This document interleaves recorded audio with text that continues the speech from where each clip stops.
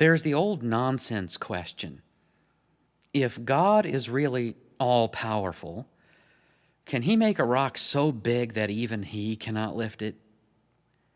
The answer is yes. Yes, he can, and in fact, he did. If you are the rock, insofar as a rock prays. What was the woman praying for? She was praying for justice. Won't God, who is not an unrighteous judge, give justice to his elect, who are crying out to him day and night? Is he actually delaying over them?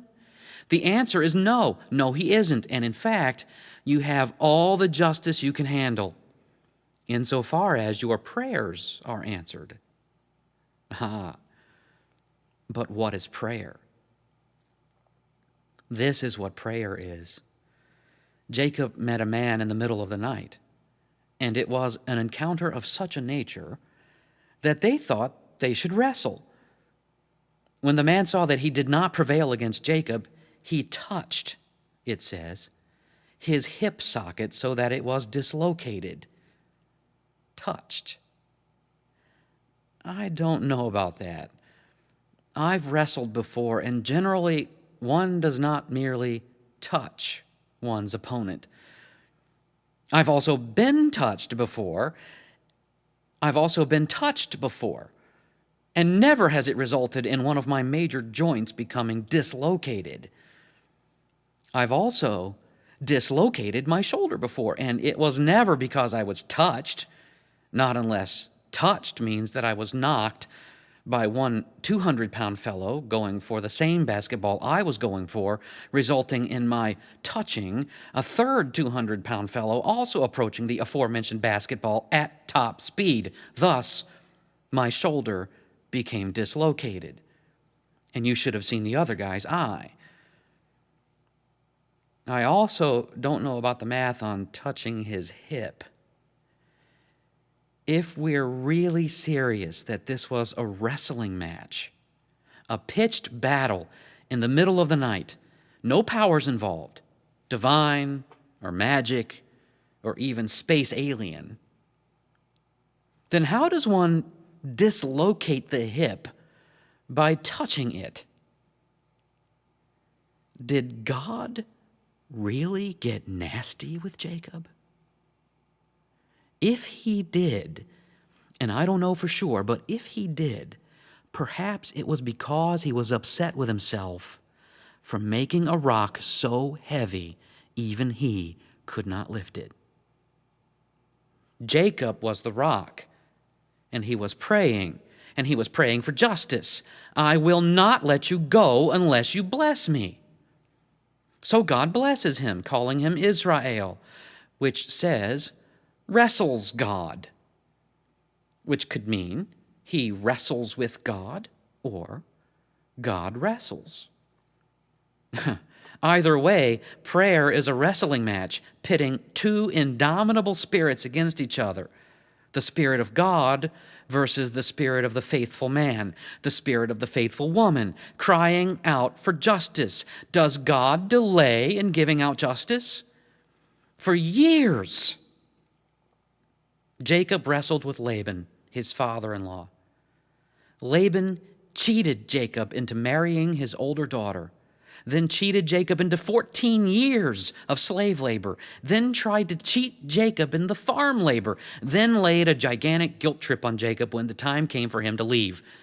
Of course, Rachel, Jacob's wife, had stolen something of value from her father. See, Jacob knew something about cheating, and he knew something about conniving women. It was his mother who coached him to cheat his brother Esau out of the blessing of his father Isaac. What goes around comes around, right? Laban pursued Jacob until he caught up with him. And Jacob, as God says, strove with Laban for the last time. And he made peace with him. Peace is a sign of justice, isn't it? You've heard the rabble-rousers rouse the rabble in our own recent history. No justice, no peace. Jacob, the faithful man of God, has received peace on his wife's side of the family. For most of us, that's good enough, isn't it? Peace with your in-laws? Count your blessings. But that's not enough for Jacob.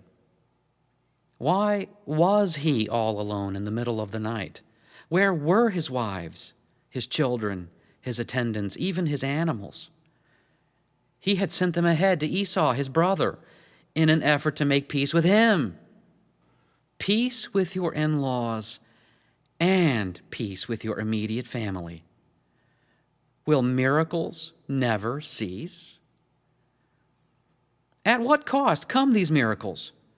Well, for Jacob, this miracle of peace within his family came at the expense of his hip, which was touched, and he limped the rest of his life. When God meets you, and you meet him, get ready for a little hurt, but take confidence.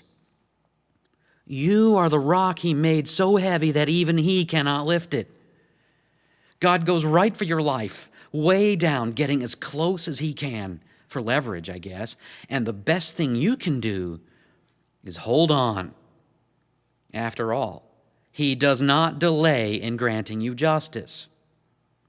Was it after 3 days or on the third day? Have you heard that problem before? Sometimes the Gospels say, and he will rise again after 3 days. And other times they say, and he will rise again on the third day. Jesus prayed with such intensity that blood vessels in his forehead burst, and he sweat drops of blood. Those who have been in a fight, a bona fide one-on-one pitched physical battle, can empathize a little bit.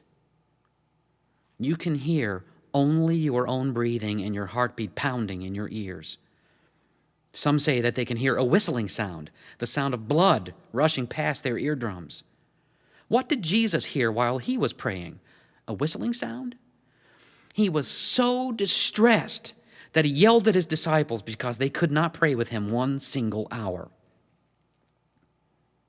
You don't pray hard enough, do you? Don't worry about that. Jesus has given you his indomitable spirit, the one that cries out constantly for justice in your behalf. That's why it's best to just hold on, because he died. We all die, no matter how hard we pray. We all get hurt even by God because we pray.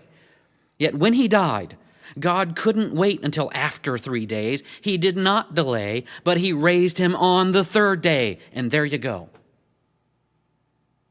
Hold on to Jesus. His indomitable spirit is yours, the rock that is too heavy even for God to lift, the person against whom he cannot prevail while wrestling. Besides, who cares whether he can make a rock too heavy even for him to lift? Who cares who wins the wrestling match? Hold on for dear life, because he is God, and he's a God of justice. He does not delay in granting you justice. He does not delay in raising you from the dead.